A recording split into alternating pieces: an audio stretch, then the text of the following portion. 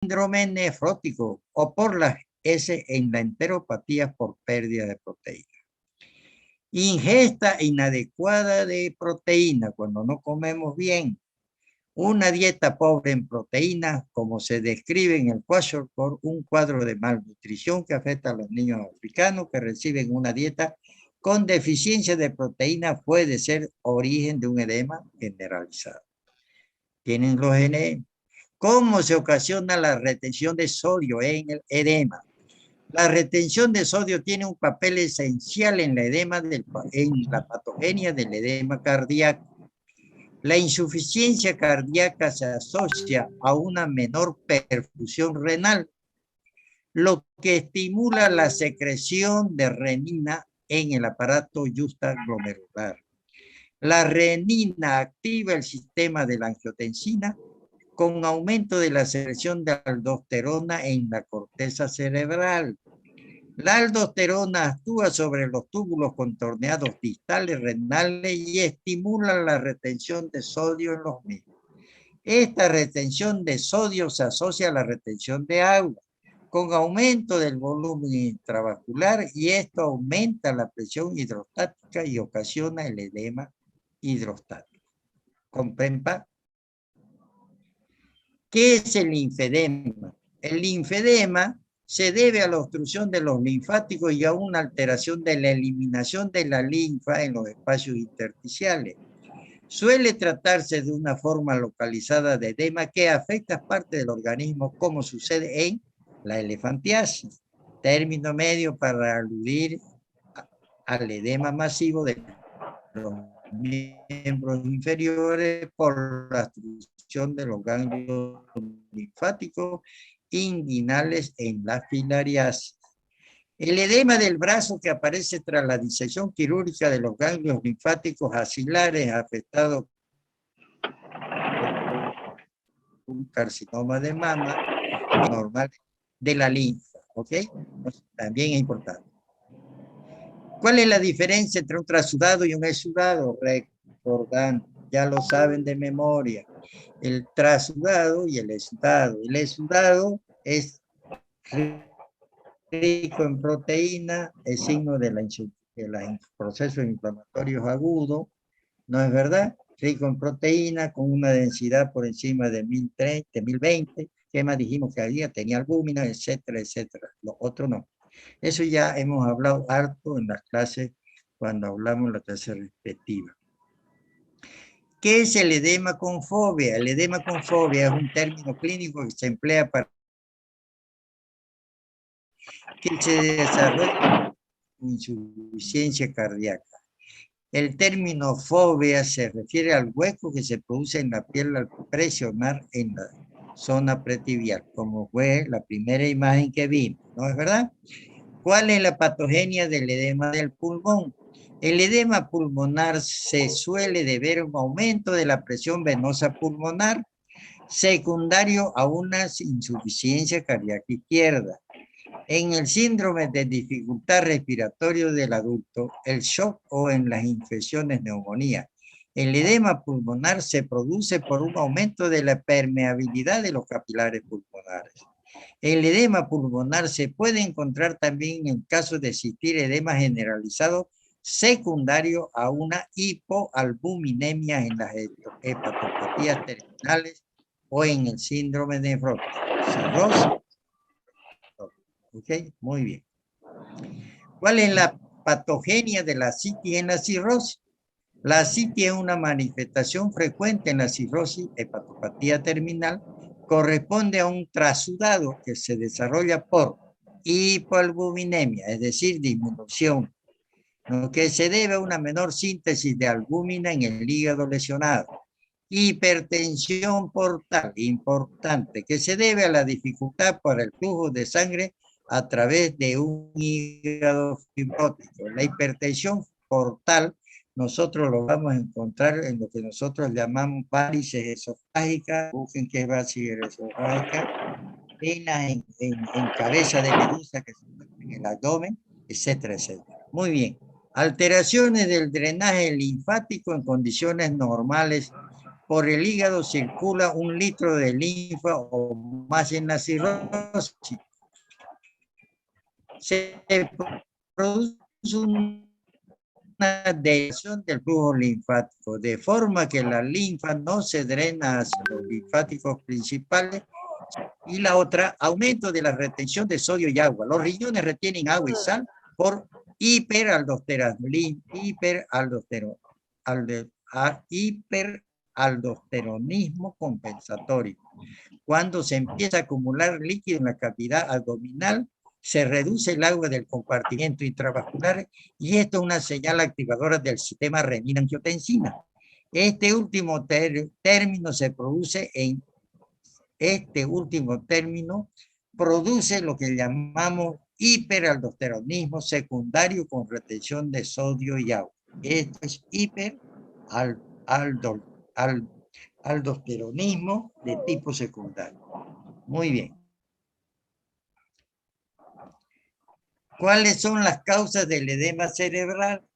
La mayor parte de las lesiones encefálicas agudas y muchas de las lesiones crónicas pueden cursar con edema cerebral. El edema cerebral suele acompañar a infecciones, la encefalitis, infarto y hemorragia cerebral, traumatismos craneanos o encefálicos y tumores cerebrales.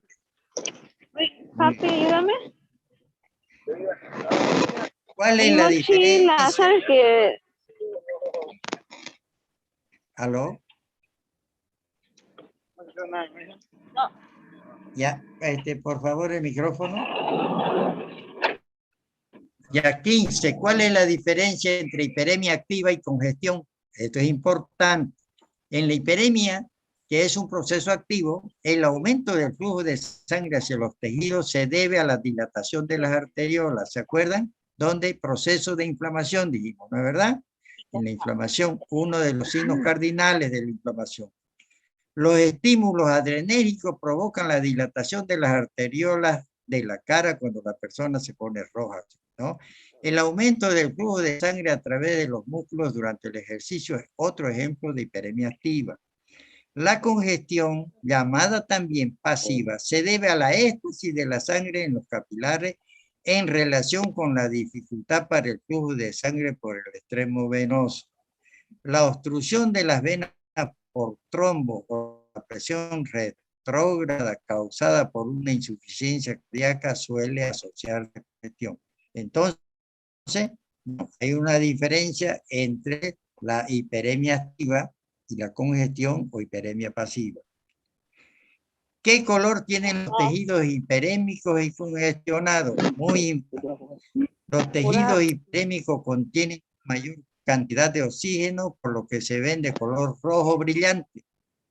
Por el contrario, los tejidos congestivos contienen una mayor cantidad de sangre venosa desoxigenada y muestran un aspecto rojo, oscuro o azulado.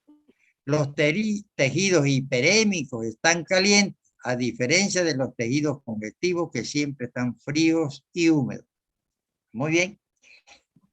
¿En qué se diferencia la congestión aguda con congestión pasiva crónica? En la congestión aguda, la sangre queda dentro de las venas y los capilares dilatados.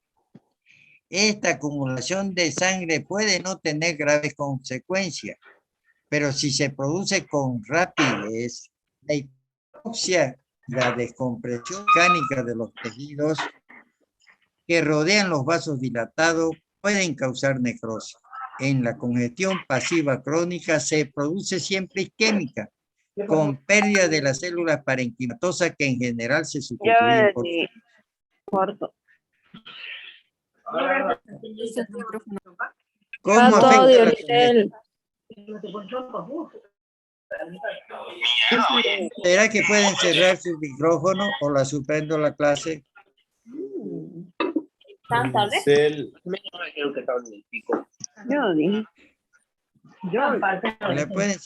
¿Lo pueden cerrar su micrófono o la suspendo la clase y la doy por avanzada? Pues es cierto de repaso ya. Si ya lo saben, entonces la suspendemos. Neisa, apaga tu micrófono. Doctor, usted lo puede apagar su micrófono. Entra participante de ahí, Ya lo apagó ya. Ya micrófono lo la apagó compañera. ella su micrófono, doctor. Bueno, ¿cómo se afecta la congestión del hígado? La congestión aguda provoca una éstasis centroglobular de la sangre que llena la vena central y los sinusoides que la rodean. Si la congestión se desarrolla de forma súbita y el hígado retiene una gran cantidad de sangre, los hepatocitos centrolobulares se usarán.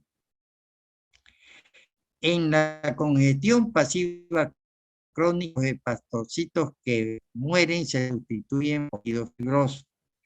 La superficie de corte del hígado en estos casos recuerda a la moscada.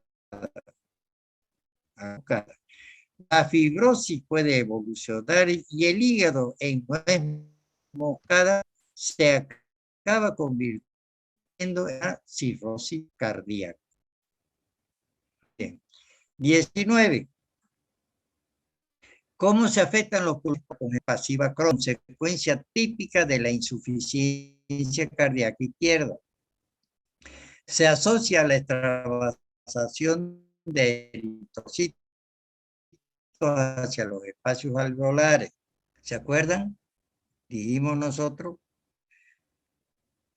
estos espacios, estos hematíes son macrófagos que se espectoran como células de la insuficiencia cardíaca.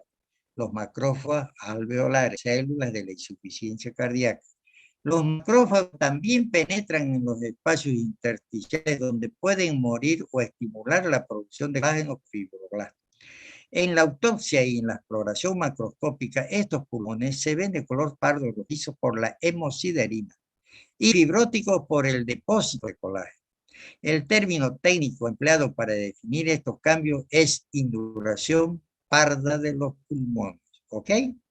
Entonces, hablamos de hígado, de insuficiencia cardíaca e induración parda de los pulmones. Hablamos también de las células de la insuficiencia cardíaca. Varias preguntitas por ahí, por ahí. Muy bien. ¿Qué es una hemorragia? La hemorragia o sangrado es la salida de sangre de los vasos o el corazón. La hemorragia se puede clasificar según su origen. Cardíacas se pueden deber a heridas penetrantes o una rotura de un ventrículo como consecuencia de un infarto de miocardio. Arteriales se suelen deber a traumatismo o a una rotura o a un aneurisma. Capilares se suelen deber a traumatismos o cirugía, pero también se describen otras enfermedades caracterizadas por debilidad de las paredes vasculares, en el síndrome de Ehlers-Danlos y en la deficiencia de vitamina C, o en los trastornos plaquetarios, ejemplo, púrpura, trombocitopénica, idiopática, y las venas que suelen deberse a traumatismos en cirugía o cirugía. ¿Cuáles son las diferencias entre petequias, púrpura y equimosis? Estos tres términos aluden a hemorragia de la piel y las mucosas. Las hemorragias puntiformes menores de 1 milímetro se llaman petequias. Las que miden entre 1 milímetro y 1 centímetro se llaman púrpura y las que superan al centímetro se conocen como equimosis. Esta clasificación en realidad es arbitraria porque muchas veces se coleccionan y se convierten las equimosis, o sea, se convierten las púrpuras en equimosis, etcétera. Depende del puñete que le den a una familia o en el pómulo. Obsérvese que las petequias suelen confluir y se convierten en púrpuras o equimosis. Para complicar el tema, también se utiliza el término púrpura para diversos procesos caracterizados por hemorragia cutánea, púrpura trombocitopénica, trombótica y púrpura de Schelling-Genosis. Muy bien. ¿Qué color tiene un hematoma? Esto es importante, muchachos, porque muchos van a encontrar en su atención médica algún día. El hematoma es una acumulación macroscópica visible de sangre extravasada y después, cuando la sangre pierde, vuelve rojo, oscuro o azulado. Cuando los hematíes por la rotura se degradan y se forma bilirrubina y el hematoma adquiere un aspecto, un tono verdoso. La bilirrubina formada luego se torna un tono, pues los restos de los hematíes porque se salen, se pueden reabsorber y el tejido recupera su forma normal, o la porción férrica del pigmento hemo extractada por los macrófagos y degradada a hemosiderina, que es el pigmento responsable del color pardo de los tejidos. ¿Ven? Este es la evolución, que es importante que la sepamos nosotros cuando hacemos medicina legal o damos un informe, ¿no es verdad? Entonces, que va desde la parte del principio hasta en cuántos días se recupera. ¿Cómo se denominan las hemorragias en las cavidades corporales? Las hemorragias suelen afectar a cualquier cavidad corporal persistente. Estas hemorragias se nombran combinando los prefijos hem o hemato, del griego haima, sangre, y el sitio anatómico afectado. La mayor parte de los términos resultan por ello evidentes. Ejemplo, hemopericardio, hemotórax, hematrosis, se comprenden con facilidad y corresponden al sangrado de los espacios pericárdicos, pleural o intraarticular, respectivamente. Otros términos no son tan intuitivos, por ejemplo, la hematocefalia alude a la acumulación de sangre dentro de los ventrículos cerebrales. Y el hematocolpus implica acumulación de sangre en la vagina cerrada por un himen no perforado. Pues mostramos también eso. ¿Qué es la hematuria? La hematuria es la presencia de sangre en la orina. Se puede clasificar en microscópica, es decir, solo detectable, resulta visible a simple vista. La hematuria puede ser un signo de enfermedad renal o de la vía urinaria. ¿Okay? ¿Qué es la hematemesis? La hematemesis es vómito de sangre. Suele ser un signo de hemorragia esofágica y gástrica. Las causas frecuentes de hematemesis son la rotura de las varices esofágicas y de las úlceras pépticas, gástricas o duodenales. ¿Se acuerdan? La parte superior, ¿no? Muy bien. ¿Qué es una hematoquexia? La hematoquexia es una hemorragia por el recto y suele deberse a enfermedades de intestino grueso. ¿Qué son las melenas? Las melenas o sangre negra con pozos de café, ¿no? En las heces son un signo de hemorragia digestiva alta, ¿ok? Entonces, ¿qué dijimos que eran las hemorragias digestivas altas, no? ¿Verdad? Ya. Bueno, esta sangre está dirigida de forma parcial por el ácido clorhídrico del jugo gástrico y se transforma en un pigmento negro llamado hemateína. Este pigmento no se digiere en los intestinos y se elimina con las heces. ¿Qué diferencia una epistaxis y una hemoptisis? La epistaxis es una hemorragia por la nariz, mientras que la hemoptisis es sangrado pulmonar, literalmente, y significa escupir sangre. ¿Qué diferencia de una menorragia de una metrorragia? La hemostasis y la trombosis dependen ambos de la interacción de numerosos componentes que se pueden clasificar con la pared y las proteínas de la coagulación del plasma. ¿Cómo influye el endotelio vascular sobre la coagulación de la sangre? Esto es importantísimo. Ese endotelio es un chiverío grande porque está en todas. Las células endoteliales tienen propiedades procoagulantes y anticoagulantes y según las necesidades corporales pueden inducir o inhibir la coagulación de la sangre. ¿Cómo impide el endotelio la coagulación de la sangre? Entre las funciones anticoagulantes de las células endoteliales se incluye inhibición de la agregación plaquetaria.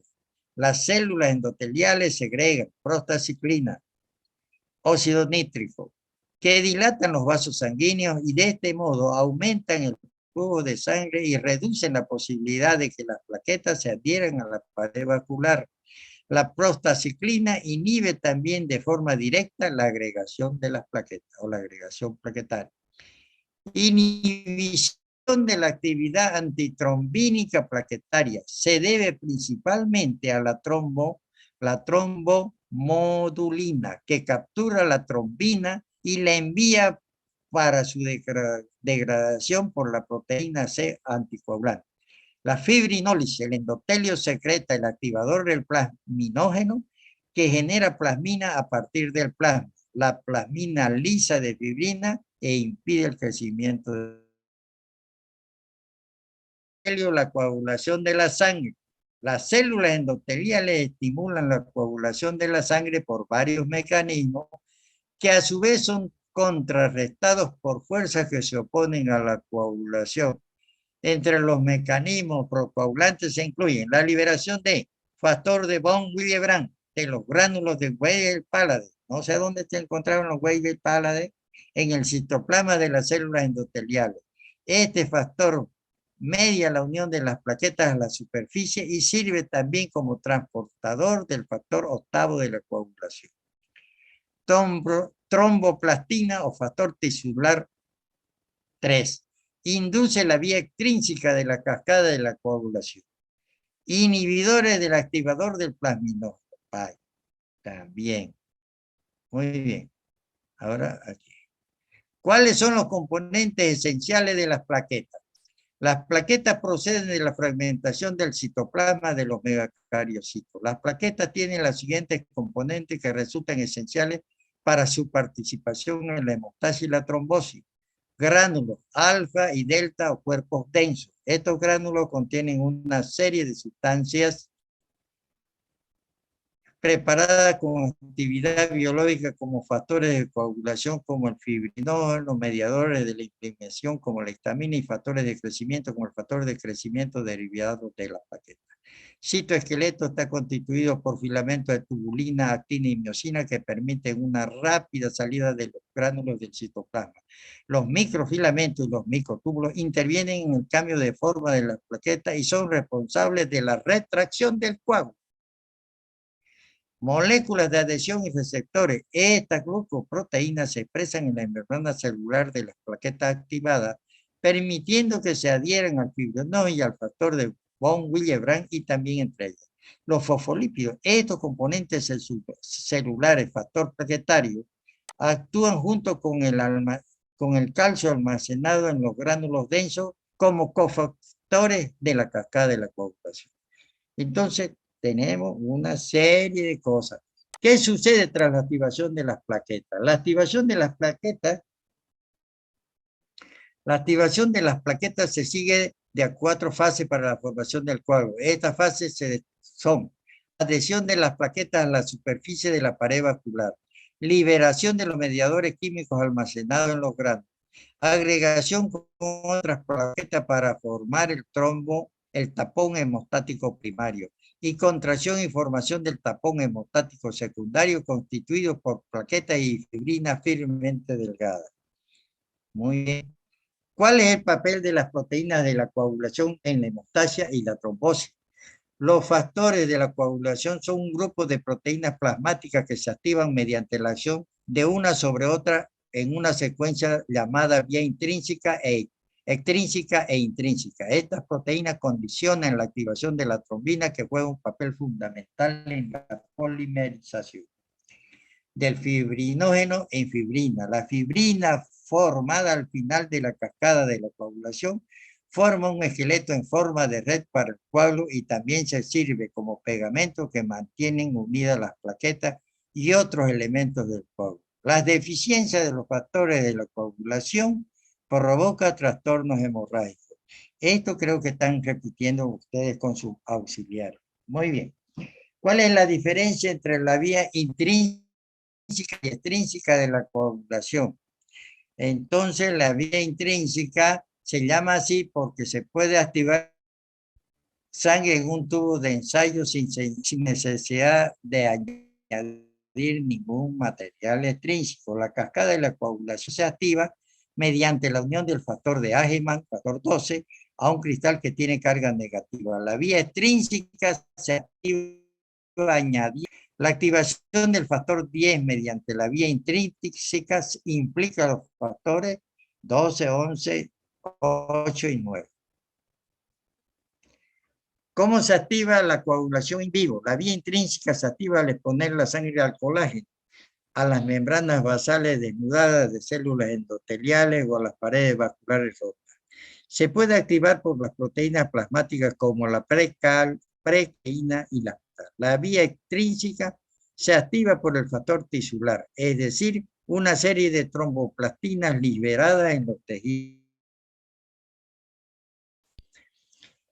Muy bien, ¿qué acontecimientos suceden en la vía común de la cascada de la coagulación? Esto es importante. La vía intrínseca y extrínseca convergen activando el factor 10. El factor 10 activado interacciona con el factor 5, el factor 3 plaquetario y el calcio para crear el complejo protrombínico. Este complejo protrombínico separa una parte de la molécula de protrombina y da lugar a la formación de la trombina con actividad enzimática. La trombina es una enzima que degrada el fibrinógeno en monómeros de fibrina y en los fibrinopéptidos A y B. Bajo la influencia del factor 13, los monómeros de fibrina se polimerizan en hebras de fibrina insoluble. Bueno, entonces, hasta aquí nomás, porque si no vamos a entusiasmarnos y voy a seguir hablando, ya se está terminando el tiempo. Entonces, algo que me faltaba y que vamos a hablar un poco, que se llama la hipertensión arterial. Que la hipertensión arterial sí que es importante. ¿Y a qué llamamos hipertensión arterial? La llamamos hipertensión arterial el aumento sostenido de la presión, sobre todo de la presión diastólica por encima, o igual a 90 milímetros de mercurio, de 90 para adelante. ¿Ok? Eso es muy importante que nosotros lo miremos. ¿Y qué más podemos decir nosotros de la presión arterial? La presión arterial o hipertensión es tan importante ya que nosotros vamos a ver algunas cosas que son importantes en la participación. La presión arterial tiene dos fases que son muy importantes. La fase de inducción y la fase de mediación. ¿Cuál es la fase de la inducción? Generalmente en la fase de la inducción hay ciertas personas que consumen mucha sal. ¿Ya? Entonces, cuando uno consume mucha sal, lógicamente que se va a producir una retención de agua, ¿okay? El exceso de consumo de sal. Generalmente hay personas que son predispuestas a hacer hipertensión arterial y cuando consumen mucha sal, lógicamente empiezan a retener líquido y a producir edema. Sin embargo, hay otras personas que comen sal y no tienen ese factor importante. Ahora bien, nosotros también tenemos que ver la segunda fase, que es la fase de mediación. Que una vez cuando se produce el fenómeno de la disregulación, es decir, de la alteración de la presión arterial, se de alteraciones que nosotros las vamos a ver. Lo importante que nosotros tenemos que ver que son dos causas bien responsables y una es el gasto cardíaco, ¿ya? El gasto cardíaco, ¿ya? Donde en el gasto cardíaco dos órganos participan importantemente en el gasto cardíaco, son el corazón y el riñón, ¿ya? Entonces, ya el corazón y el riñón en el incremento del gasto cardíaco. Entonces tenemos el corazón, ¿qué va a producir? Va a producir una hiperactividad simpática cardíaca, un aumento del volumen sanguíneo cardiopulmonar y la disminución de la producción del factor natriurético auricular. Bueno, eso entonces, el factor natriurético auricular se lo encuentra en la aurícula derecha y es importante, ¿por qué? Porque este factor natriurético auricular produce un aumento de líquido en el espacio extracelular y lógicamente que va a estimular el mecanismo, por un lado, del sistema renina-angiotensina-aldosterona, que va a producir retención de líquido y a su vez aumentar el tono de la célula muscular vasculares de las arterias de resistencia. Eso es una de las cosas importantes. Muy bien. Y el riñón, entonces, ¿cuál es el papel del riñón? La exagerada por el consumo de sal es la relación de retención de sodio y agua por el túbulo renal. Otra parte importante que tiene que ver entonces con la hipertensión arterial es lo que nosotros llamamos el aumento de la resistencia periférica. ¿Ok? En el entendido de que la resistencia periférica es el causante mayor y vital de que se produzca la hipertensión arterial. ¿Cómo actúa ella? Primero, en la fase de iniciación, participa el corazón a través de lo que nosotros llamamos del gasto cardíaco. ¿Ok? Una vez se produce la lesión, inmediatamente las arterias de resistencia periférica, que son las que dan el aumento del tono del músculo arterial, ya son la principal causa de la elevación de la resistencia periférica de la hipertensión arterial. ¿Comprendido hasta ahí? ¿Comprendido? Sí, doctor. Esto es importante porque esto es importante. Entonces, en la fase de inducción, el corazón primero empieza con problemas, ¿cuál que tiene que ver? Con el gasto cardíaco, ¿no es verdad? Cuando se produce una lesión, inmediatamente las